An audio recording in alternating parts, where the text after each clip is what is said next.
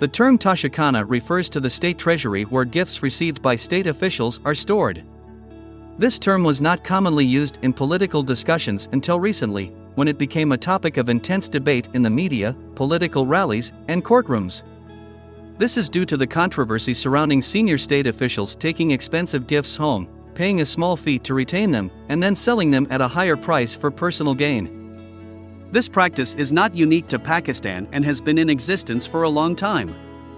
However, the details of such transactions have been shrouded in secrecy until a journalist used the right to information law to seek details of gifts received by former Prime Minister Imran Khan. The request was declined by several ministers, citing concerns about damaging relations with the countries that gave the gifts. The requesting party then filed a complaint with the Federal Information Commission, which upheld their right to receive the requested information. The government did not act on the commission's order, and the requesting party filed a petition in the High Court seeking enforcement. In April 2022, the Islamabad High Court directed the government to provide the information, but before they could do so, the Imran Khan government was replaced by a PMLN-led dispensation. In the interim, it was leaked to the media that Prime Minister Imran Khan had not only kept some expensive gifts from the Saudi Crown Prince by paying a nominal fee, as per the regulations, but had also sold those gifts, earning a considerable profit.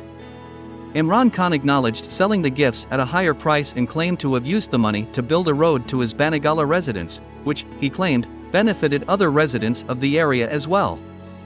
However, his assertion about the road's construction remains unverified. After the disclosure and Imran Khan's admission, some MNAs filed a reference with the Speaker of the National Assembly, alleging that Imran Khan had failed to declare the earned money in his annual statement of assets and liabilities, which every legislator must submit to the Election Commission of Pakistan. Taking advantage of the situation, proceedings on the reference were conducted by the ECP, and Imran Khan was disqualified on October 21, 2022, under Article 63(1)(p) of the Constitution and Sections 137, 167, and 173 of the Elections Act, 2017, for concealing material facts by not disclosing gift details in his statement of assets and liabilities for the year 2018-19 nor accounting for the sale proceeds. The elusive details of the gifts Imran Khan received as Prime Minister were revealed in the ECP order, stating that he received 160 gifts during 3 financial years, from 2018 to 2021. He deposited 52 gifts, worth 32.5 million rupees or 3.63% of the total value of all gifts, in the ToshaKhana.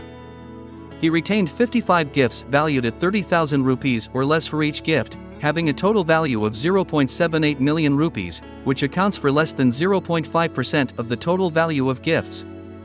He retained gifts worth 95.84% or 141.89 million rupees of the total value of all gifts by paying a retention amount of 37.88 million rupees. Despite increasing the retention amount from 20% to 50% of the assessed value, Imran Khan retained some of the most expensive gifts at a rate of 20%. As a result, the average retention amount he paid on all gifts over the course of about 3 years is only 27%. Despite this, he still made a profit of 104.78 million rupees based on the government-assessed value, which tends to be lower than the market price. It should be noted that all of these gift transactions apparently followed the government's procedures for acceptance and disposal of gifts, as notified on December 18, 2018. However, what Imran Khan did with the gifts after receiving them from the ToshaKhana and whether there were any deficiencies in his declarations are separate matters to consider. However, it would be unfair to solely target Imran Khan and not disclose the details of gifts received by other high-ranking officials, such as politicians, civil or military officials, or judges.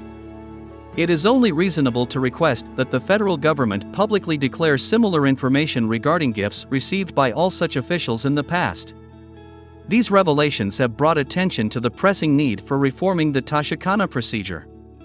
As these gifts are presented to state officials and typically reciprocated at state expense, it is reasonable to insist that all gifts received by high-ranking officials be submitted to the ToshaKhana, with a more conscientious policy implemented for their disposal, such as through an open auction. The resulting proceeds could be used for public welfare. Although there are 70 other cases on him, he says it's all accusations and political rivalry. Here are his exact words from recent interview of his. When he was asked why is he not turning himself to police, He replied. According to the law, I have protected bail until the 18th of March. So 4 days earlier, the police have arrived with an arrest warrant, which is totally illegal. So we are waiting for tomorrow morning where my lawyers will appear in court and challenge this warrant of arrest.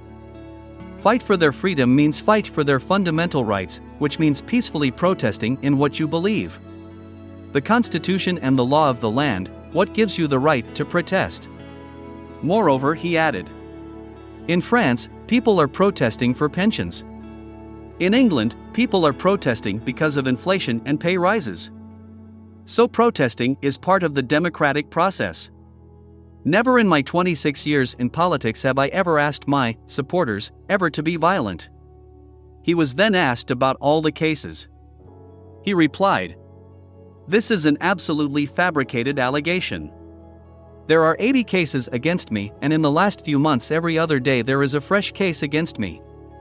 There is a case of murder, there is a case of sedition, there is a case of blasphemy, a case of terrorism. We have asked to go to the Supreme Court to ask them to club all the cases together and hold them in a secure place because when I attended my 2 court appearances, there was no security. The government itself has said that my life is under threat, therefore, all we ask is for them to club all the cases together. The reason they want to arrest me is not because they are worried about the rule of law, but because the biggest criminals are now sitting in the government. They want to remove me from the electoral contest because they are petrified by the popularity of my party. According to all opinion polls, we would sweep these upcoming elections, and that is why they want me removed from the scene. The attempted murder, when Khan was shot in November, was because of that, and now putting me in jail is exactly following the same script. Although Imran Khan government was removed by no confidence vote, 3 of the rival parties formed PDM to start no confidence vote against his party. He was asked about why everyone turned against him. He replied, normally when someone is removed from power it means they have to be ready for political wilderness for quite some time. In our past, governments have been removed from power, but always on corruption cases or very poor economic performances coupled with corruption cases. Our government was not removed either because of corruption or because of lack of economic performance. It was removed through a conspiracy, and that is why there has been such a public backlash. My personal opinion.